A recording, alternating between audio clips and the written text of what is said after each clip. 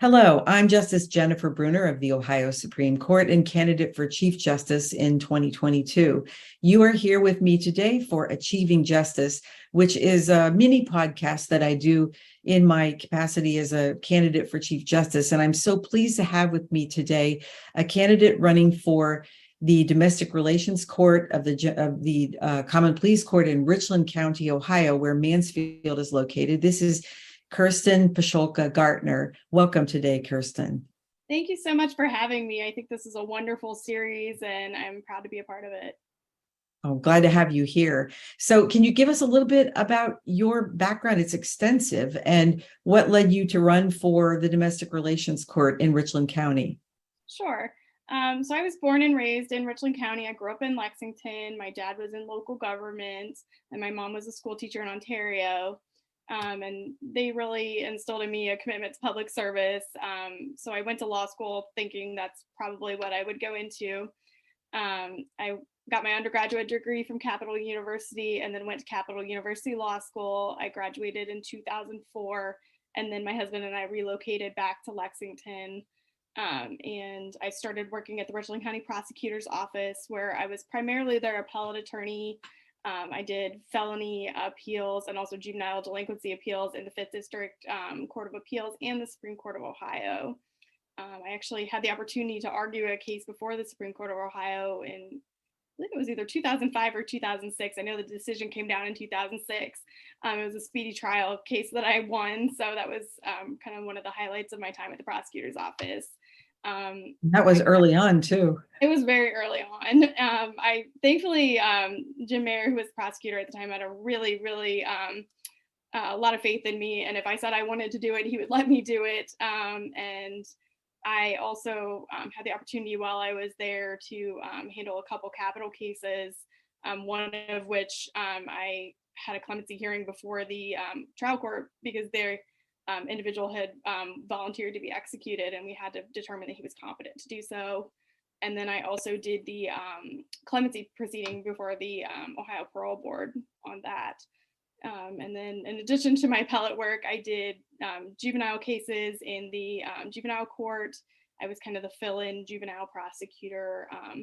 And then I also helped the civil division with cases that were pending in the U.S. District Court for the Northern District of Ohio.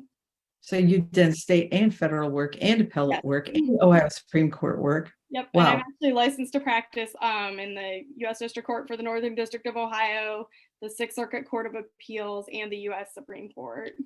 Oh, wow. That's great. So you're currently a magistrate, though. I am. I've been magistrate in the Domestic Relations Court since 2011.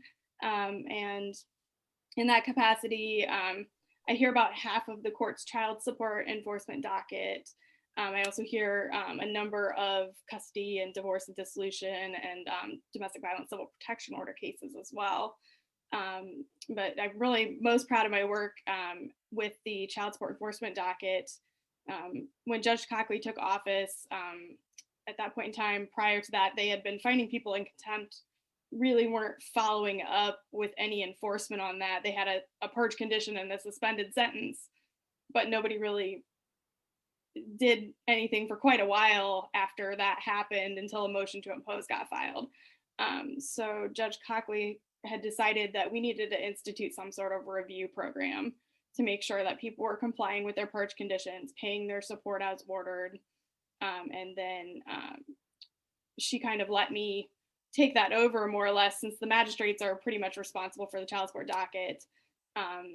She let me take that over, see what works, see what didn't work so well. And I think over the years, we've crafted a really good program that works very, very well, as demonstrated by the results that we were getting pre-pandemic. By 2017, we had increased enforcement up to $356,000 per year in annual child support payments just from the review program itself. And then in 2018, that was $442,000. And by the end of 2019, we were at $564,000 in annual child support enforcement payments. We did kind of have some fall off during the pandemic, so we're trying to get back on track. Kind of like everyone else, people became unemployed. We switched to virtual hearings, which caused people to start missing court hearings as well. So I'm trying to get people back on track by doing a bench warrant amnesty day and job fair, which I have. Okay, so a bench warrant amnesty day, for people who aren't familiar with that, how does that work?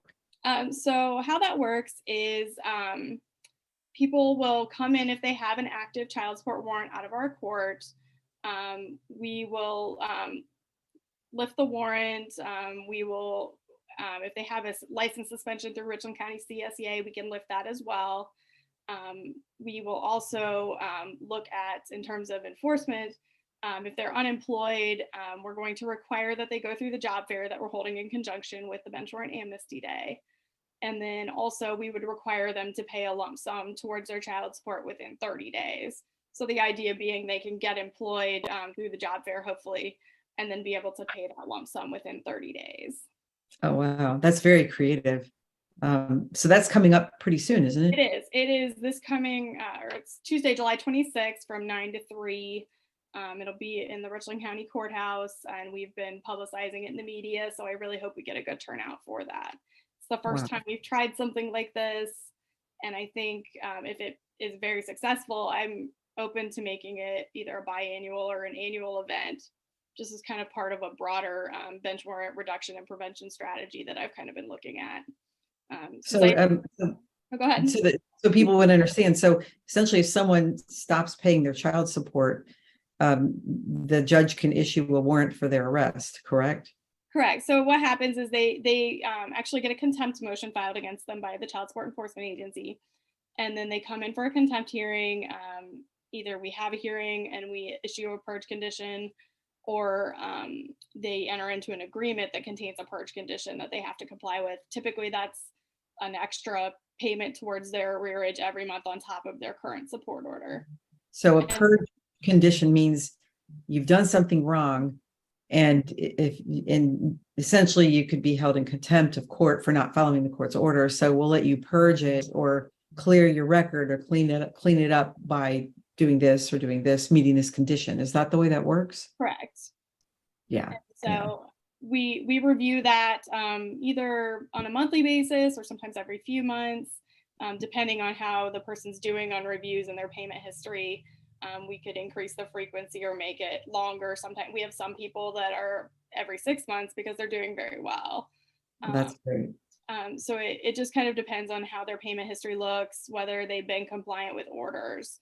And we can add or remove orders at various points. I mean, we've looked at various points ordering people to seek work. We've done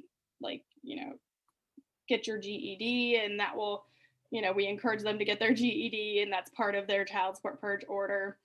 And with the job fair, I kind of thought with this bench warrant amnesty day, I tell people all the time, I feel like, okay, well, go get a job.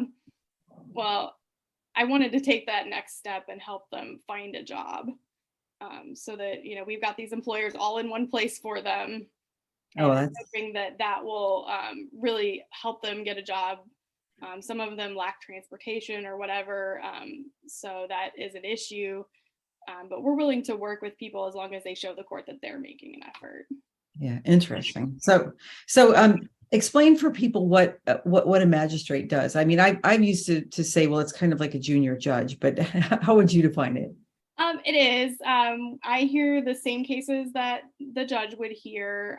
The only difference is if people don't agree with my decision, they can object, and then the judge will take a look at it. They have to file a transcript and write an actual formal written objection, and then the judge would take a look at it and determine whether or not she wants to let my decision stand or whether she wants to make any changes or order a rehearing. And then if they don't like what the judge decides, then they have to appeal it to the Court of Appeals. Right. So, and then I'm chief magistrate in our court. I've been chief magistrate since 2019. So in addition to my duties on the bench, I help out on the administrative side of the court. I'm familiar with the payroll process, so I kind of help with that. I help with some of the budgeting planning and new program planning that we might be looking at doing. Currently, Judge Cochran put me in charge of a technology upgrade that the court's working on. All right. With the pandemic, we really quickly cobbled together the ability to do remote hearings on Zoom, but our I audio think, and video recording is not great, so we need to upgrade that. We're currently in the process of doing that. We've been in the process of trying to implement electronic filing pre-pandemic, and it just hasn't happened because there's been some delays with getting everybody trained on the clerk's office side, just because of the pandemic and staffing issues. oh, sure. We're So, working on that, but I think it's a little out of our control, unfortunately, with that. But there's other things I'm looking at doing, I think, that will make the court run better. that's great. So is it just one domestic relations judge in Richland County? Yep, we have Okay, one. so that judge really has to be somewhat of an administrator then. Yes, absolutely. Yeah, yeah. So how does a person get to be a magistrate? I mean, judges are elected, but magistrates is that something that the court makes appointments to? Yes. So Judge Cochran appointed me in 2011. You have to, in order to be a magistrate, have at least 5 years of legal practice. And so I was over that when I got appointed, and I've been working with Judge Cochran very closely ever since. There was some on-the-job training that had to happen because there's a lot to take on when you take the bench. Oh, In addition to hearing cases, there's all of the judicial rules and everything that apply to you, and it is a lot to be mindful of. And so now I'm very, very familiar with all of that. It's almost second nature at this point. So you were telling me that one day you came into work and your judge said that she wasn't running for re-election or she was going to be retiring. How was that for you? What happened after that? It was a shock. I was not prepared for that. We had known for a little while that someone was planning on running for the position against Judge Cochran, and she decided that she just didn't feel that she wanted to run again, and she had encouraged me to run. I'm her chief magistrate, and I know that she absolutely trusts that I can step into her shoes. She's been training me very, very well for the last few years, and then I've taken the lead and now had a number of ideas on my own that I have put forward, that as she kind of steps back more and more is letting me take over and implement some of the things that I would like to do. Oh, that's wonderful. It sounds like a nice transition. So this is, but you're not really a stranger to campaigns, are you? No, I'm not. I ran a village council campaign here in Lexington. I served 2 years of an unexpired term on village council. And then I also ran a campaign for probate court judge in 2020. So I really was not planning on running again this year. It just was a great opportunity. And I think that I have a lot to offer the voters in Richland County. Yeah, that's great. Yeah, I mean, you, except for going to college, you've basically been a lifelong Richland County resident. Yep, my husband and I live in the house I grew up in. Yeah, that's amazing. Yeah, because I think you were mentioning that your parents decided to move to a condo. So here you are in your old house, but making it your own. Yep, we have done a lot of little renovations and whatever to make it our own. So it doesn't look like my parents' house anymore. My mom will come over and be like, well, it just doesn't look like my house. So I understand that. different styles. So what's your favorite thing about campaigning? I really enjoy getting out there and talking to people. I've had a really good time going to different community events. I'm going to a block party this Saturday, which I think ought to be a lot of fun. And it's also an opportunity because it's this Saturday, and I'm really promoting our benchmark amnesty day. To get that out there in the community, I'm going to be very, very heavily going around promoting that. I hope people will show up for that. Yeah, that's great. That's great. I'm sure some people have a little trepidation thinking, well, will I really be okay if I show up? But the court's word is the court's word. Right. I mean, I would not put my name on it if it were some kind of trick or a scam. We have had some calls where people were a little nervous. But absolutely, I've been putting it out in the community. It's a arrest-free zone. We're not going to be arresting anyone on their child support warrant. We're not going to be imposing any kind of suspended sentences that day. We're not going to have anyone checking to see if they have warrants out of other courts. We want people to feel comfortable coming in. Yeah. Well, that's going to be really interesting. You know, the nice thing when you are the administrator, especially this is a one-judge court, and you're the chief magistrate, you can take the opportunity to be creative, and actually people get a chance to see that government actually can work for them. So I'm so happy that you were able to join me today, and it's fun for me to get to sort of through Zoom travel around the state and see what's happening in courts around the state. And I'm excited for you with your race. And so for those of you who've been watching, this is Kirsten Pscholka-Gartner, who's the chief magistrate of the Richland County Domestic Relations Court, and who's actually running for the actual single judgeship for the Domestic Relations Court in Richland County, with the encouragement of her outgoing judge. So thank you so much for joining me today, and I look forward to seeing you on the trail, Kirsten. Thank you so much.